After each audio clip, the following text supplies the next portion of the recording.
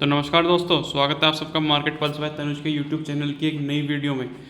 तो अगर आप चैनल को पहली बार विजिट कर रहे हैं तो प्लीज़ चैनल को सब्सक्राइब कर देना और वीडियो को लाइक कर देना। तो जो वीडियो का थंबनेल है आप उसको देखकर समझ ही गए होंगे कि जो आज हमारा टॉपिक रहने वाला है वो है सेबी।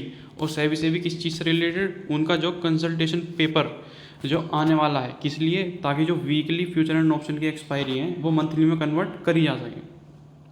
तो आप लोग जैसा जानते हो कि जो इस टाइम जो वीकली एक्सपायरी है वो केवल और केवल दो इंडेक्स पे है।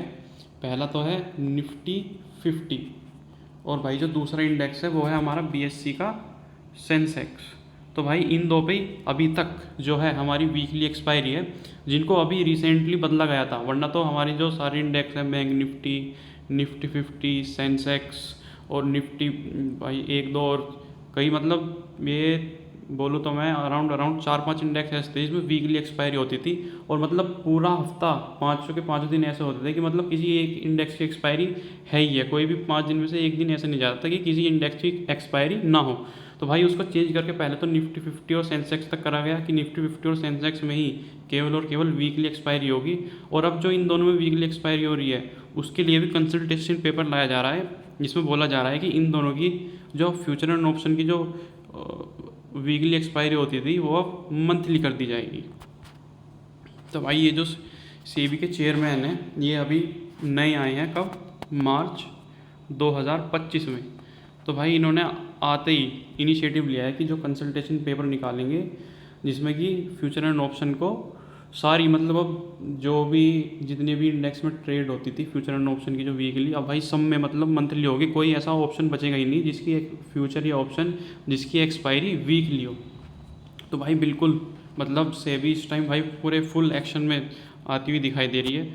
और भाई जैसा कि आपने देखा था जो सेबी की जो एक्स एक्स चेयरमैन थी, तो भाई जिनका नाम है माधवी पुरी, तो इन्होंने मतलब सबसे पहले जो इनिशिएटिव लिया था कि केवल और केवल जो बेंचमार्क इंडेक्स होंगे दोनों एक्सचेंज के, एनएससी और बीएससी के, उन पे ही केवल और केवल वीकली एक्सपायरी होगी। वरना और सब जो थे उन पे मंथली एक्सपायरी पे उनको शिफ्ट कर दिया गया था। अब भाई उसको भी हटा के जो ये नए चेयरमैन है सेबी के, ये भाई अब मतलब कंसल्टेशन पेपर ला रहे हैं कि अब जो है वीकली से सीधा भाई मंथली, अब कोई बचेगी नहीं भाई। ये जो सट्टा वट्टा खेलते थे ना, ये जो गैमलिंग वैमलिंग करते थे कि भाई आउट ऑफ द मनी ले ली, सस्ती कॉल ले लिया, सस्ता पुट ले लिया और भाई सोच रही हैं कि 2 मिनट में डबल हो जाएंगे, पैसे ट्रिपल हो जाएंगे। तो भाई मतलब बिल्कुल भाई तगड़े मोड में दिख रही है सेबी। अब भाई जो सेबी का मेन टारगेट है वो क्या है? भाई सेबी का मेन टारगेट है कि जो मार्केट पार्टिसिपेंट्स हैं जो ट्रेडिंग में इन्वॉल्व हैं, ट्रेडिंग में भी स्पेसिफिक कौन सी, जो फ्यूचर एंड ऑप्शन की ट्रेडिंग है, उससे वो शिफ्ट होकर इन्वेस्टिंग में आ जाए। तो भाई सेबी का बस यही मकसद है कि जो इतना ज़्यादा F&O की जो वीकली एक्सपायरी है उसकी वजह से जो लॉस हो रहा है उस लॉस को भाई कम कर सके। पर भाई ये मतलब ये जो ये स्टेप लेते हैं कि मतलब वीकली एक्सपायरी को मंथली कर देंगे, तो भाई ये मतलब आप भी बताना भाई कमेंट सेक्शन में कि सही कर रहे हैं या नहीं। नहीं तो भाई मैं इसका वीडियो में लास्ट में एक सॉल्यूशन बताऊंगा आपको, जो हो सकता है कि इससे अच्छा सॉल्यूशन हो, ताकि जो इतने ज़्यादा वॉल्यूम स्पाइक हो गए थे, मतलब अब तो फिर भी कम हो गए जब से केवल दो इंडेक्स में, दो हमारे बेंचमार्क इंडेक्स में वीकली एक्सपायरी करी गई है। लेकिन उससे पहले भाई मैं बोलूँ तो जो हमारे एक्सचेंज हैं उनका वर्ल्ड में सबसे ज़्यादा वॉल्यूम रहता था फ्यूचर एंड ऑप्शन की ट्रेडिंग में। तो भाई ऐसा नहीं है कि आप बिल्कुल जो वीकली एक्सपायरी है उसे ख़त्म करके मंथली कर दोगे तो गैमलिंग बंद हो जाएगी। तो भाई ऐसा लगता तो नहीं है। मतलब ये तो एक तरीके से जो सीरियस ट्रेडर हैं उनके साथ भाई बहुत बड़ी नाइंसाफ़ी है, क्योंकि भाई वो तो अपना पूरा रिस्क मैनेजमेंट करके अपनी स्ट्रेटजी बना के बैठे रहते हैं। लेकिन भाई अगर ये बिल्कुल मंथली कर देंगे तो भाई उनके स्ट्रेटजी चेंज करनी पड़ेगी।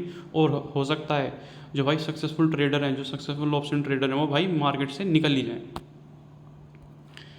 तो भाई अब जो है जब से ये न्यूज़ आई है, मतलब आज ही आई थी न्यूज़ कि कंसल्टेशन पेपर निकलेगा, तो जिसकी वजह से आज जो बीएससी है वो भाई 4.5% नीचे गिर गया। और वहीं जो भाई हमारा ब्रोकर है, कौन सा, एंजल वन, वो भी भाई करीब करीब मोटा मोटा बोलो तो मैं 5% जाके गिर गया।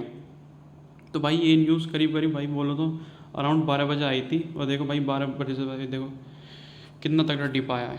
और भाई सेम इसमें सेम भाई बिल्कुल 12 बजे से थोड़ा सा ही पहले है जिसमें भाई एकदम न्यूज़ आई और इसने भाई एकदम रिएक्ट करा और नीचे जाकर क्लोज हो गया। तो भाई अब जो है आप पूछोगे कि जो ये ब्रोकर है एंजल वन, भाई इसमें क्यों आई है इतनी ज़्यादा गिरावट। तो भाई इसका रीज़न है, जो हमारे ब्रोकर हैं, जो इंडिया के टॉप ब्रोकर हैं या जो भी हैं, इनका जो मेन इनकम का सोर्स होता है वो होता है ब्रोकरेज। तो भाई जो ब्रोकरेज जो होता है वो सबसे ज़्यादा आता है फ्यूचर एंड ऑप्शन की ट्रेडिंग से। क्यों भाई?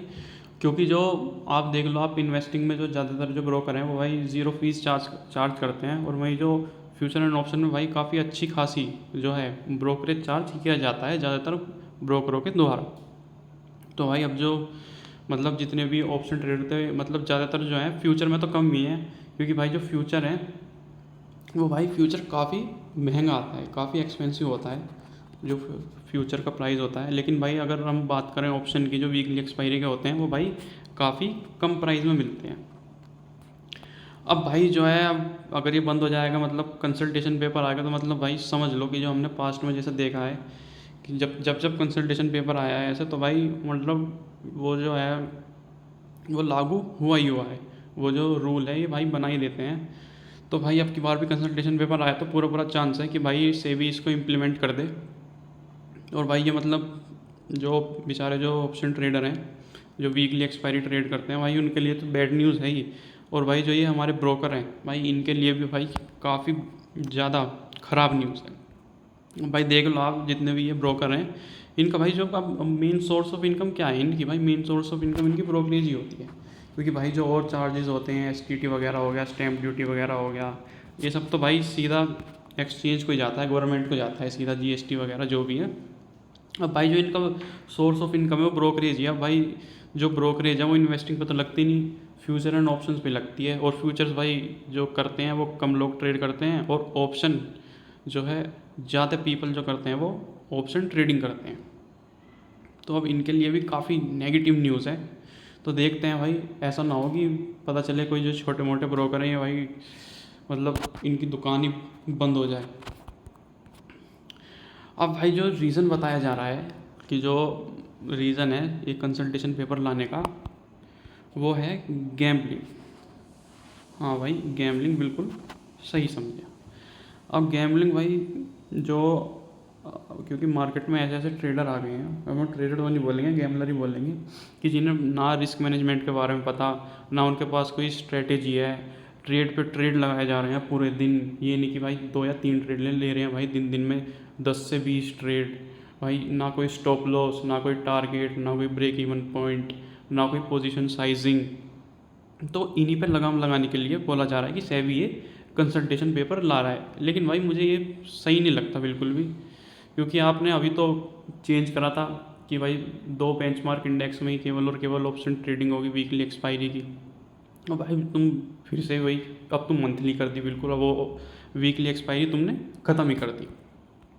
तो इसका जो मुझे सॉल्यूशन दिखाई दे रहा है वो है कि ये मतलब सॉल्यूशन का एक ऑल्टरनेटिव कह सकते हैं कि आप ये कर सकते हो कि जो भी मार्केट में ऑप्शन ट्रेडिंग करने के लिए अप्लाई कर रहा है, मतलब जो भी ऑप्शन ट्रेडिंग के लिए ब्रोकर के थ्रू आप जब भी ऑप्शन ट्रेडिंग करोगे तो वो एक विंडो आती है उसमें, जिसमें आपको अप्लाई करना पड़ता है कि मुझे ऑप्शन ट्रेडिंग करनी। तो भाई अगर आप अप्लाई करो तो मेरे हिसाब से तो एक एग्ज़ाम होना चाहिए, एक एग्ज़ाम होना चाहिए जिसको भी ऑप्शन ट्रेडिंग करनी है।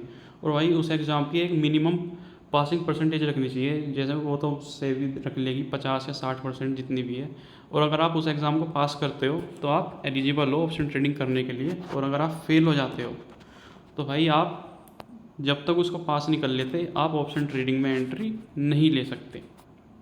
तो मेरे हिसाब से एक जो ये वाला स्टेप है जो मैंने आपको बताया, ये वाला मुझे लगता है इफ़ेक्टिव हो सकता है। तो आप जो है क्या बोलते हैं, अगर सब एग्ज़ाम देंगे तो एग्ज़ाम वही पास कर पाएगा जिसको ऑप्शन ट्रेडिंग के बारे में नॉलेज होगी। अब जो कोई गैम्बलिंग के उससे आएगा वो कभी एग्ज़ाम पास नहीं कर पाएगा। तो एक केवल मुझको एक ही सॉल्यूशन दिखता है, और आप कितने भी उस पर टैक्स बढ़ा लो, उसका कॉन्ट्रैक्ट का साइज़ बढ़ा लो, तो जिसको गैम्बलिंग करनी है वो तब भी कर लेगा। अगर फ्यूचर में गैम्बलिंग करनी है, फ्यूचर में या ऑप्शंस में जो मंथली वाले होते हैं वो भी, उसमें भी वो कर लेगा आराम से। पैसे अरेंज जिसको करने होते हैं कर लेता है, मतलब जो सट्टेबाज होते हैं उनकी आदत छुटती नहीं। तो चलो भाई, इस वीडियो के लिए इतना ही। तब तक चैनल को सब्सक्राइब कर देना और वीडियो को लाइक कर देना। धन्यवाद।